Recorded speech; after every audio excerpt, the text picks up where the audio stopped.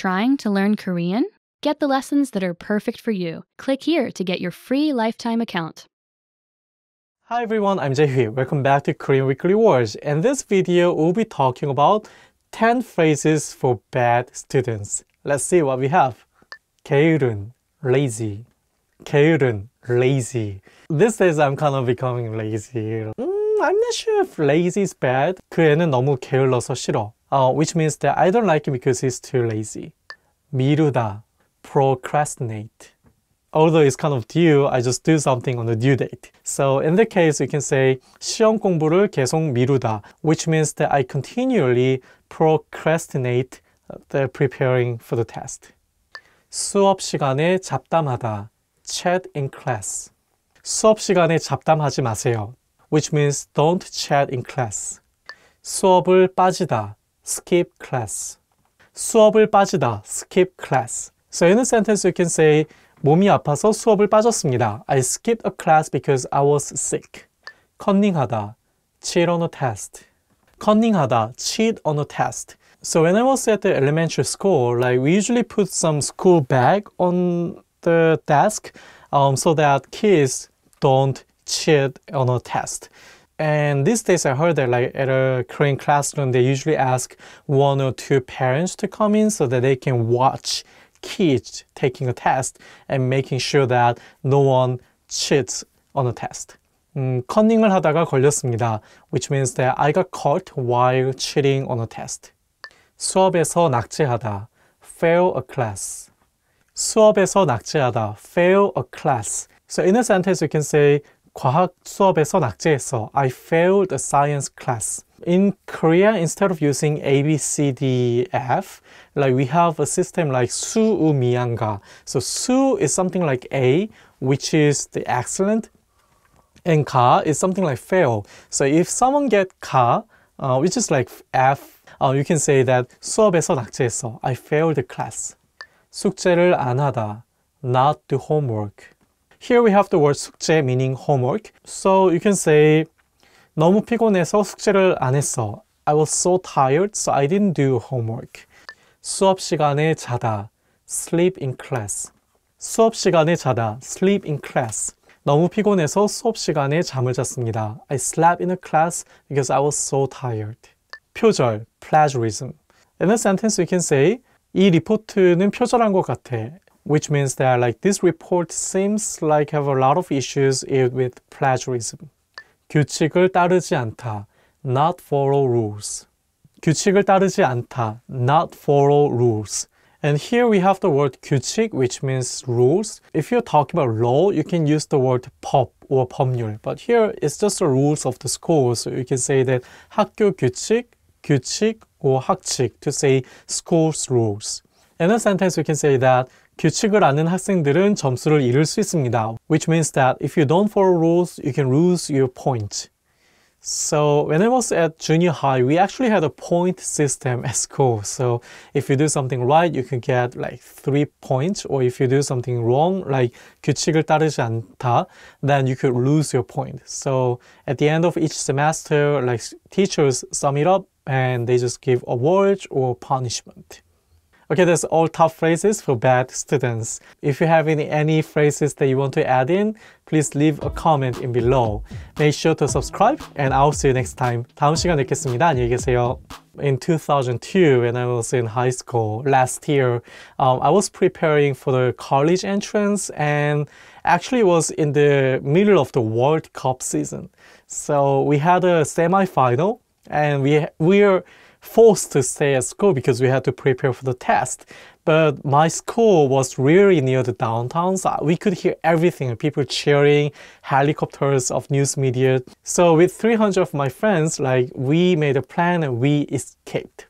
We just set the time and just left the school at the same time so the teachers cannot catch us. So we made it. Hi everybody, Jay here. Welcome to Ask a Teacher, where I'll answer some of your most common Korean questions. The question for this lesson is, does yo make everything more polite in Korean? The short answer is yes. With the particle yo, you can make words sound more polite. So how can you make a sentence ending with yo? Here are some rules. First, let's do a very simple one. When the verb stem ends in a vowel like the ka in 가다, meaning to go, you can simply replace 다 with 요. We don't need any additional particles. However, when the verb stem ends in a consonant like 놀 in 놀다, meaning to play, we need the extra vowel 아 before 요 to say 놀아요. But that's not all. In Korean, we have some vowels called negative vowels. For example, 우, and 으. When the last vowel of the word is a negative one, you will need to use instead of 아. Here's an example. 먹 is the verb stem of the verb 먹다, meaning to eat. The verb stem ends in a consonant, so you might think you need to add 아 and say 먹어요 to make it polite. However, this is not correct. Remember, we also need to check the last vowel, and this time the last vowel of the verb stem is which is negative. So you need to say 먹어요 using Sounds complicated, right? Don't worry. As you hear more verbs with the 요 particle, it will come more naturally to you. Let's do one more example because we have one final rule for using the particle 요. A lot of Korean verbs are made with 하다, meaning to do. For example, 공부하다, meaning to study. When you want to make a 하다 verb polite, just replace 하다 with 해요. So 공부하다 becomes 공부해요. Since there are so many 하다 verbs in Korean, you can practice with the 하다 verbs first. Then you only have 2 more conjugation rules to master.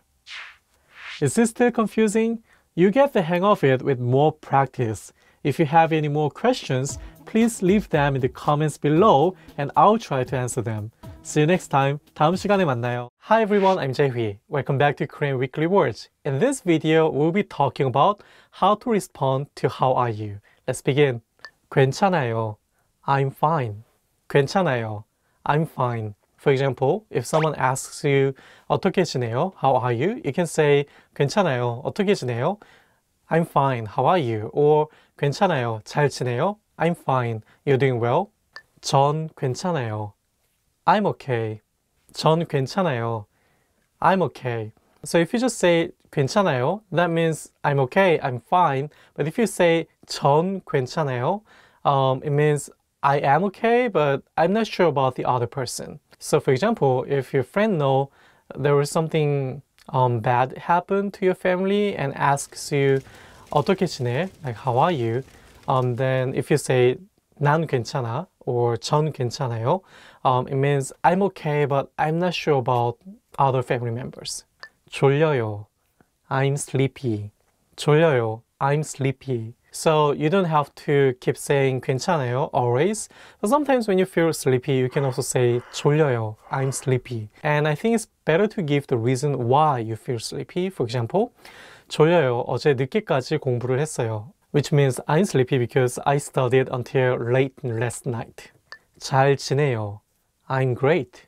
잘 지내요. I'm great. It literally means I'm spending my days well. So if someone says 잘 지내요, that means that the person is having great days. So let's say, you just passed the test that you prepared for years. And if someone asks you, 어떻게 지내요? How are you doing? You can say 잘 지내요. I'm great. 시험에 통과했거든요. I just passed the test. 기분이 별로예요. I'm feeling bad. 기분이 별로예요. I'm feeling bad. Like, it literally means I'm feeling so-so, nothing special. But in context, you can figure out if it really means I'm okay or if it means something like I feel bad. In Korean, when it's about negative feeling, it's not ideal to say something about negative directly.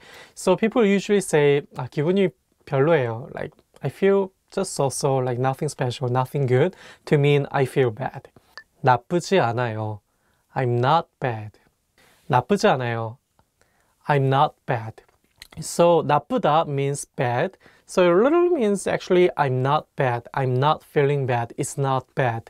So for example, you just worked hard, you studied hard, so you feel tired, but it's for making something good. So even though you feel tired, like it's not that much bad. In the case, you can say 나쁘지 않아요.